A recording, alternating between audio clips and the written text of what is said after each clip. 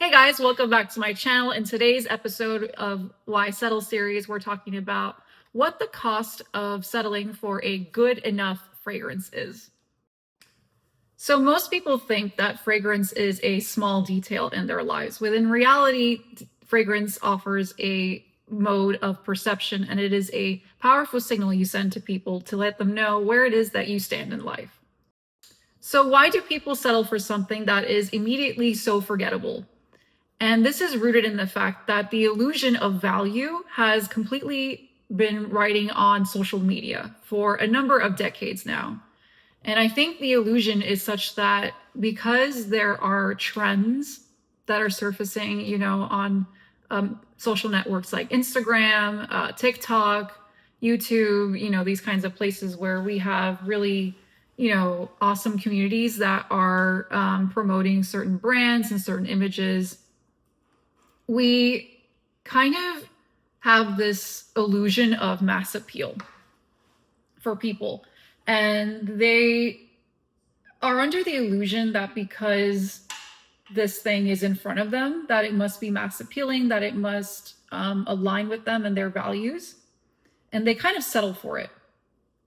And really, people are not blind buying. They are actually looking for something that they can test in person. They go to stores and they try out different scents. And this experience is what compels them to purchase. But the idea of smelling good is what is portrayed in social media, because when people are describing scents as, soft, luminous, creamy, it kind of speaks to their desires. And it makes products seem really appealing, as they should. They seem really appealing. They sound very good. But it's less about creating your presence and really owning your narrative. Okay, so when people are, on social media and they're looking for the next new thing to grab, and, there's a trending perfume, when people are reacting on their impulses to buy it because it's in front of them, that is settling. And I can guarantee you that these kinds of perfumes aren't going to be your signature scent. There is a 1 out of 100 chance that a fragrance like that is going to be your signature scent. Okay, so this object that is coming into your life is in reality adding very little value to you. Because what happens is you kind of fall into a trap. And you are kind of under the assumption that this person must know what they're talking about because they are an expert, because they say that, this is safe to purchase. You have no way of knowing that until the package arrives at your doorstep, is the reality. And I think, too, this is totally based on short-term satisfaction. Okay, so because people are, going on channels like on social media and they come across an ad, they come across, an advertisement for the latest release of a certain brand, and they essentially give into that. It's not because this perfume has left a lasting impression on you. It's purely based on impulse. So when you're buying a scent like that, it's because you have kind of given into that impulse. It's not because you are investing in how you are perceived. Okay, so again, like, the point of you purchasing a perfume is so you feel grounded in the way that you are perceived, and you are fully confident in your choices, and you are fully confident in your narrative.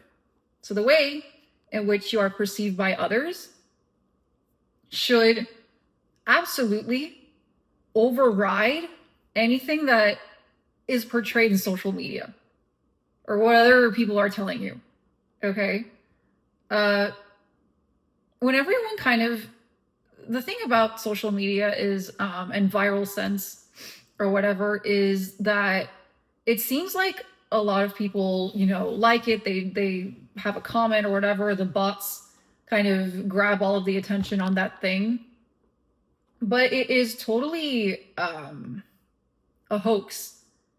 It's totally a hoax because it's kind of just smoke and mirrors, because it's made to grab attention temporarily. It's just that's all it is. There is just a smoke and mirrors. It's an illusion, but it doesn't mean that there's actual merit behind it.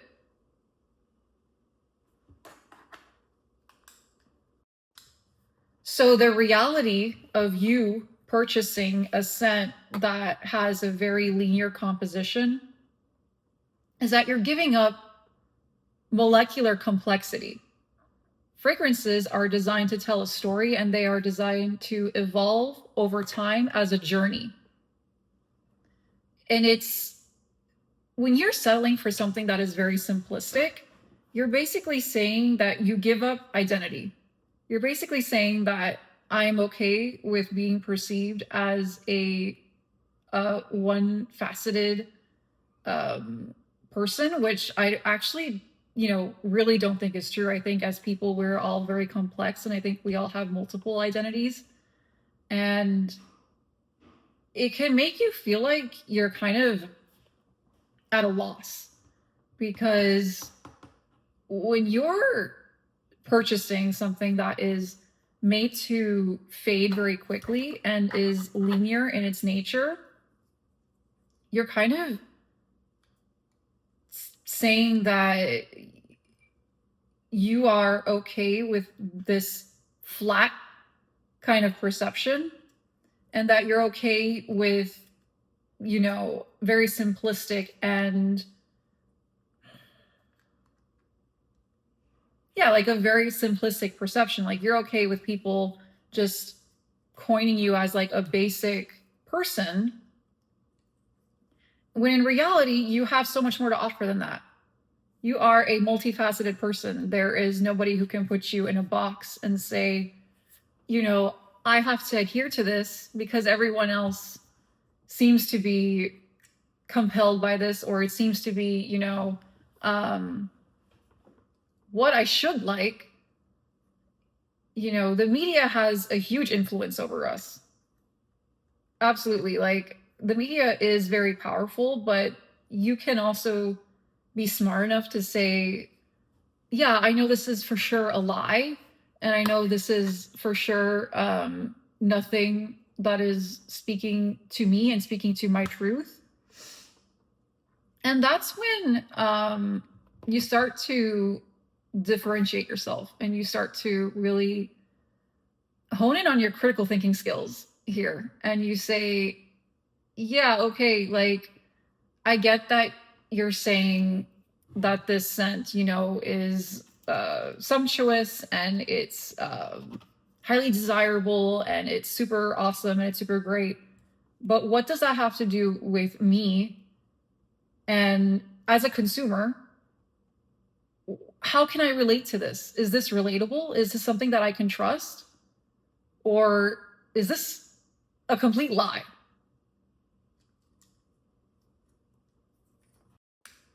So the biggest complaint with consumers in the perfume industry are prices. Okay, so prices are what usually inhibit people from buying a perfume, because they get very excited. They think, oh my God, this is so great. And then when they see the price tag, people are immediately like, wow, I cannot afford this. This is not within my means. This is a very silly item to purchase for $600. Okay, it's outrageous. And they start to kind of just back away from the industry as a whole, because they think to themselves, wow, like, this is the perception that I have, that perfume is just crazy expensive. And this isn't worth me pursuing because it's just perfume, right? Like, why would I purchase something that is basically the equivalent of a car payment? You know, is it really that important? So now what happens is that there is an overwhelm in the market because there's so many items that are highly priced. You know, let's say it's like $600, you know, for 1.7, just giving a very vague example here, not calling anyone out. They kind of have this idea that perfume is a luxury item, which it is, but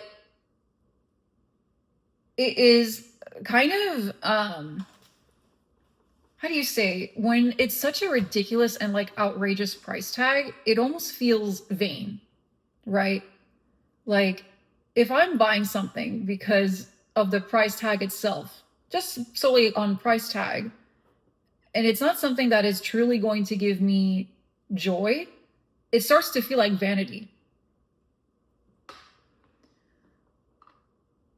So now, with this whole notion of having so many fragrances on the market that are ridiculously overpriced and are not being purchased and are now being pushed to influencers to promote in the hopes of getting those sales, we are left with a lot of perfumes that are never going to find a home, you know, and are sitting on a shelf somewhere. And eventually, I'm assuming, will be destroyed. Okay? And this is the reality. This is the reality. There is no one that can say otherwise because these are the facts.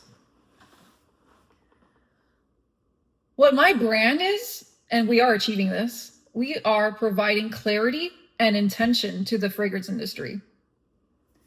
And the way that I have done this is by speaking to consumers directly, building trust with them, and telling them that this is a totally archaic notion, that these storylines, you know, of, you know, trying to find a weakness in you, trying to instill fear in you, you know, is totally out of date because we are happy people. We are completely content and fulfilled people. We do not need anyone coming in and telling us and bullying us to buy something because it is all smoke and mirrors. So the shift comes with choosing with intention. There's a clear intention. This is a strategy. I have included this fragrance because it is going to give me ultimate happiness. It's not fulfilling any other desire. It's not fulfilling an impulse. It's not providing temporary relief. This is something that I have introduced in my life with purpose and with intention. Okay, and this is what brings you a profound emotional connection to scent. It's not frivolous, it's not superficial, it is something that is deeply resonating with you and balances you and grounds you. What my brand Sublym is, we are fully focused on quality versus quantity. So I am not out here overproducing my perfumes. I find a home for each one of my perfumes. I make sure that each of my perfumes is sustainably made. I don't overproduce in any means. And it's worked out very well for me, my business model. So the thing that I started realizing just as when I started this business back in 2021, I started understanding that, you know, there is such an influx of mediocrity, you know, in the fragrance industry. And when you start to realize that I want more for myself, my life, my son, those around me, you start to raise your standards. And you start to understand that good enough just doesn't make sense for your life anymore. So This is what my brand Sublym is all about. I'm all about finding things that align with people and what really bring them joy. Thank you so much for watching. If you appreciated this video, go ahead and give it a like, give it a thumbs up, subscribe to my channel, sublym.perfume, and I will see you in the next one.